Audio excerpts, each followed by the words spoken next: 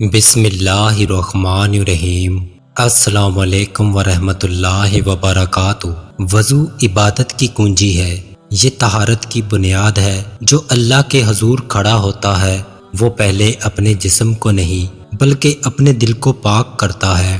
آئیے جانتے ہیں نبی کریم صلی اللہ علیہ وآلہ وسلم کے وہ فرمان مبارکہ جو وضو کی حقیقت اور اہمیت کو بیان کرتے ہیں، تاکہ ہمیں بھی سمجھ آئے کہ وضو کرتے وقت اللہ کا نام لینا کتنا ضروری اور بابرکت عمل ہے۔ آئیے سنتے ہیں حدیث مبارکہ۔ حضرت ابو سعید رضی اللہ عنہ سے روایت ہے کہ نبی صلی اللہ علیہ وآلہ وسلم نے فرمایا، اس شخص کا وضو نہیں جو وضو کرتے وقت اللہ کا نام نہیں لیتا۔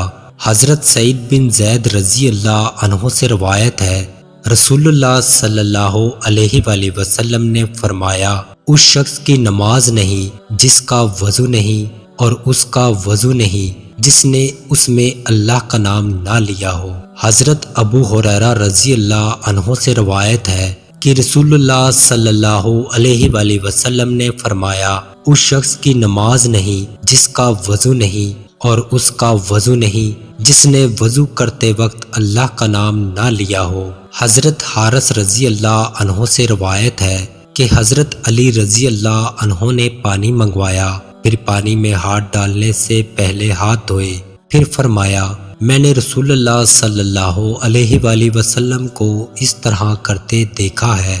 وضو صرف پانی سے نہیں ہوتا بلکہ نیت، ذکر الہی اور دل کی طہارت سے مکمل ہوتا ہے۔ جو شخص وضو کی ابتدا بسم اللہ سے کرتا ہے اس کا وضو کامل ہوتا ہے اور اس کی نماز قبولیت کے قریب ہو جاتی ہے۔ آؤ ہم بھی اپنے پر وضو کی شروعات بسم اللہ سے کریں تاکہ ہماری نمازیں بھی نور اور برکت سے بھر جائیں۔ اللہ ہم سب کو طہارت، عبادت اور اخلاص کی توفیق عطا فرمائے۔ آمین ثم آمین۔